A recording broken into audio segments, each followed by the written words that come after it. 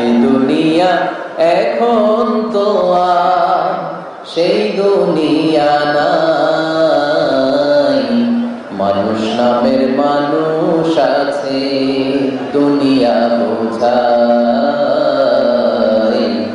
সেই মানুষের ভিড়ে আমার আসল মানুষ নাই। ঠিক না? আসল মানুষের বড় অভাব, মানুষের মতো মানুষ খুঁজে পাওয়া দুষ্কর। এই কোরআন এসেছে আমাদেরকে মানুষের মতো মানুষ বানাতে। এজন্য কোরআন থেকে শুনলে লাভ না লস? কোরআনের সাথে আমাদের সম্পর্ক বাড়াতে হবে, প্রতিদিন কোরআন তেলাওয়াত করতে হবে। আপনারা করেন? হ্যাঁ, আজকে করছেন কারা কারা দেখি? মাশাআল্লাহ মাশাআল্লাহ, হাত নামান। প্রতিদিন যেন আমরা পড়ি, আর যারা এখনো শিখতে পারে নাই তারা যেন শিখে নেই।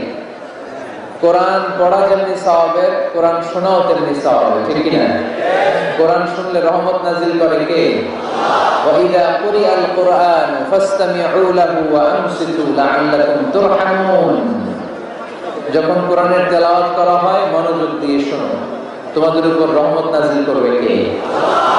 এজন্য কোরআন পড়া, কোরআন শোনা সবটাই জরুরি। আমরা যেন কোরআনের সাথে আরো বেশি সম্পর্ক গাঢ় করতে পারি, কোরআনকে যেন আমরা আমাদের বন্ধু বানাতে পারি। আল্লাহ তুমি তৌফিক দাও। আর জোরে পড়েন আমিন। আজকে আমরা সূরাতু আর রহমান থেকে কথা শুনবো ইনশাআল্লাহ। পড়েন। এই সূরাটা মুখস্থ আছে কার কার? অনেকের মুখস্থ।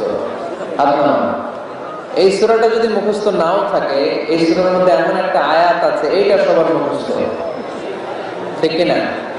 ফাবিআইয়ি আলা রাব্বিকুমা তুকাযিবান, আমার কোন নিয়ামতকে তোমরা অস্বীকার করবে।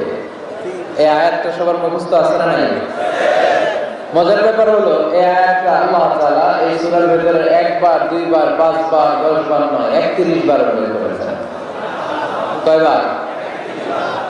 10 বার বললেও তো হইতো, 20 বার বললেও তো হতো, 31 বার বললেন কেন? তার মানে এটা জরুরি, এটার সিগনিফিকেন্স, তাৎপর্য অনেক বেশি। যে জিনিস যত গুরুত্বপূর্ণ এটা বারবার বলতে হয়। ঠিক কিনা? এই জন্য আল্লাহ তাআলা বারবার বলেছেন, বারবার আমাদেরকে সচেতন করেছেন। ফাবিআইয়ি আলা'i রাব্বিকুমা তুকাযিবান। আল্লাহ বলেছেন, এই মানব জাতি আর জিন জাতি, আমার কোন নিয়ামতকে তুই অস্বীকার করবি? বল, কোন নিয়ামতকে অস্বীকার করবে? বলেন। আল্লাহর কোন নিয়ামতকে অস্বীকার করার কোন সুযোগ আছে? ওয়া ইন তা'উদ্দু নি'মাতাল্লাহি লা তুহসুহা ইন্নাল ইনসানা লাযালুমুন কাফার। যদি আমার নিয়ামতগুলো গুনতে শুরু করে দাও, গুনতে গুনতে তোমার জীবন শেষ হয়ে যাবে।